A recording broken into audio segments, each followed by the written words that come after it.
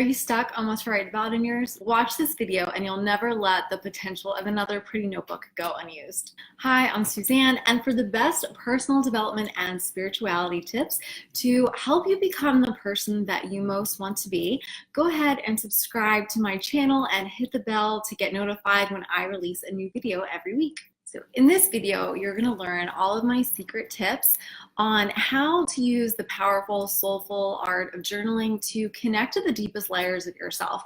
This practice is going to help you shift out of any negative thought or feeling states that you're feeling. And I'm also going to teach you my most powerful manifestation practice. So not only using journaling to process all of the things that you're going through, but also to actually shift and create a new state, to create a new reality, which is super powerful, and I'm really excited to share it with you. So if this sounds good to you, let's get started. So the first way that you can journal is really to journal out all of your negative thoughts and feelings, or if you even want to call them negative. I don't really like calling them negative because it's just how you feel, but the lower vibrational, the denser energies that just don't really feel good. Sometimes when you're feeling sad or anxious, you're not even really sure why, and these feeling states just continue on in a cycle. And the way to really break that cycle is to get clear on why you're feeling that way and some of the thoughts that are running through your mind. So great prompts include, right now I feel, or I am afraid of, or this is one of my favorites, what is going on beneath the surface? In my last video on how to stop negative thinking, and I will link to that if you want to check it out, one of the tips I gave was to write down all of your negative thoughts and feelings so that you can really get to the source and get to the deeper fears, because one of the sources of these negative thought states is a sense of powerlessness, or just a habit of like an attachment to feeling this way. And a lot of times the attachment is a story around why we're feeling that way. So, when you just ask yourself powerful questions, why am I feeling this way? Why am I thinking this way?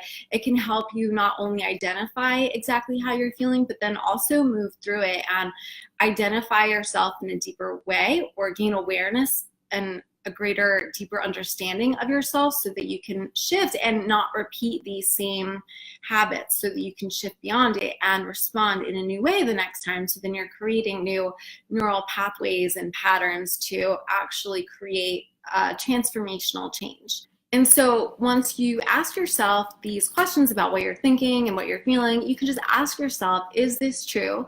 And what would I rather believe? This is the basis of mindset work, which is a really powerful way of journaling, basically seeking to understand what it exactly is that you believe, what your negative and fearful beliefs are, and then shifting to a new belief, right? So I am not good enough could turn into I am worthy of all of my dreams, or this could go really bad, and identifying all of the ways that things could go wrong could then turn into, well, what if this goes really great? Or I'm just going to show up and do my best and trust that everything's going to work out. So when you ask yourself these questions, what you're really doing is tapping into your higher consciousness. You're tapping into the part of you that's beyond you, and you're not only getting out all of your negative thoughts and feelings, but you're also creating space where you're connecting to the higher version of yourself, and you're actually connecting to your soul and letting your soul speak. And when you get all of the limited mind down on the paper and kind of acknowledge, like, okay, that's my limited mind and I don't want to attach to it anymore, I'm open to seeing something differently, that creates space for the higher intelligence to flow through you. And so then you are open to understanding what your higher self wants you to see in the situation, and then you are accessing the deeper growth that's available to you. Because all negative thoughts and feelings, all painful emotional states, all suffering is really just a growth opportunity. And so when you're writing it down and inviting guidance from your higher self, you're just saying to yourself that you're willing to, that you're no longer attached to this state. You know that something else is out there, and you're allowing the guidance in to see beyond it. So it's very powerful, and it's really great to do this in your journal, because when you write, it forces you to think sequentially. So when you're in your thoughts tend to be circular and to be a loop and just go around and around and around. Like, so I'm talking right now, right? And I'm finishing a sentence. And that's what journaling forces you to do. It forces you to write one sentence sentence and then another sentence and then another sentence. Whereas in your head, you're just feeding off the thoughts. You think one thought and then it goes into another. And sometimes you don't even finish the first thought before you're on with the second thought, because it's not like we're talking to ourselves, we're thinking, right? And then so when you write all of this down and you're writing one sentence and another sentence and another sentence, even just that act helps to create immense self-awareness. And once you gain awareness of what is, that gives you the opportunity to move beyond it. And so whether you talk to your soul or not, that can get kind of tricky for people, but trust that it is your soul talking, because when you're writing all of these limited beliefs out, or these fearful beliefs, or these painful beliefs, these thoughts that you're thinking, that is your lower self, right? So it's your higher self that's really guiding you to the journal in the first place, and the higher self that is inspiring you to see it differently. And so when you're writing these things down, that in itself is saying, okay, I'm willing to see this differently, show me the way. So journaling is one of the most powerful ways to heal past pain, and I have a lot to say about this. So if you want a whole video on just journaling to heal and journaling to understand your emotions, then let me know in the comments below and I can definitely make that happen for you. The second way to journal is to journal for self-discovery, to get to know more about yourself.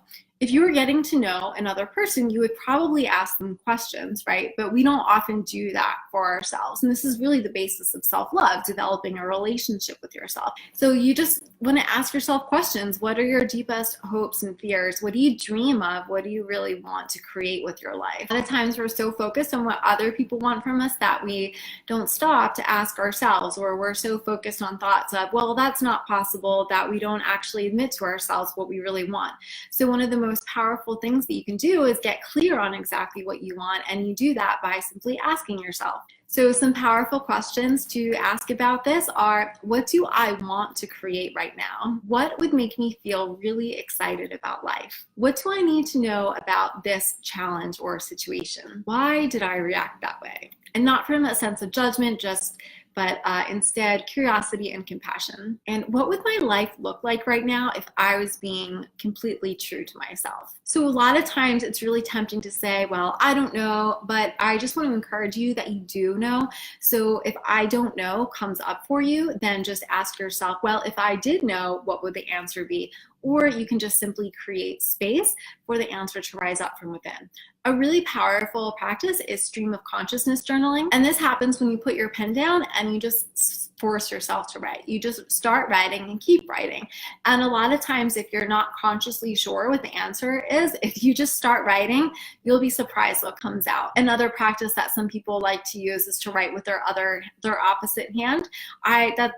I don't really try that too much. I just like to stream of consciousness journal and see what comes up, but you can try the opposite handwriting and see if that works for you. And the third way to journal is to journal to manifest really cool things. So journaling slows your brain waves down and it gets you into the state of being. It really does. The act of journaling really does connect you to your soul. From a quantum perspective, or to get more woo-woo, you are slowing down your brain waves and connecting deeper into the formlessness, the ultimate source. And this formlessness is the source of all that is. And so when you connect with it, then you are getting into the space where you are able to create your reality. It's just a really powerful space to manifest from. So there's a few practices that you can do to manifest your dreams.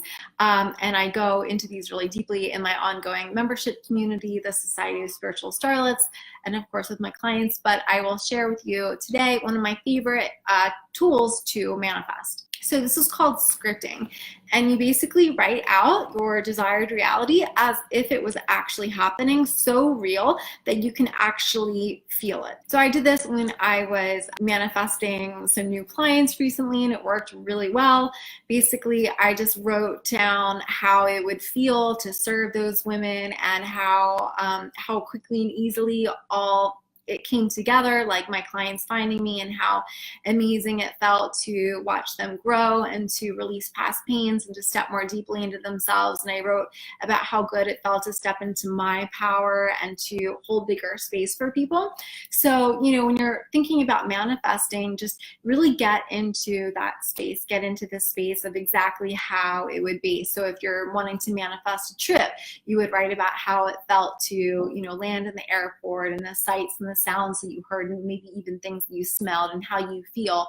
You want to get into the feeling. That's really important, because the most powerful manifestation is when your thoughts and your feelings are aligned with this new reality. Then from a quantum perspective, the waves are aligned and it creates what's called a coherence.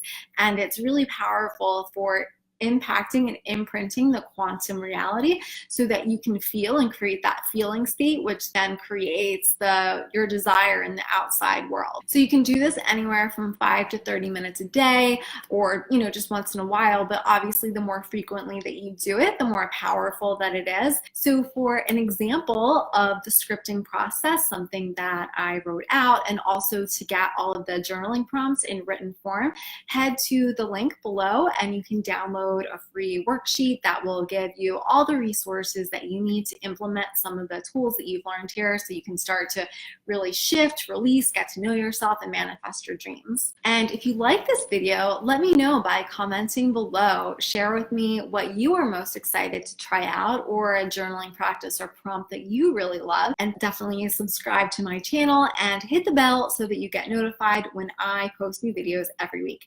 Thank you so much for watching, and I will see you next time. Bye.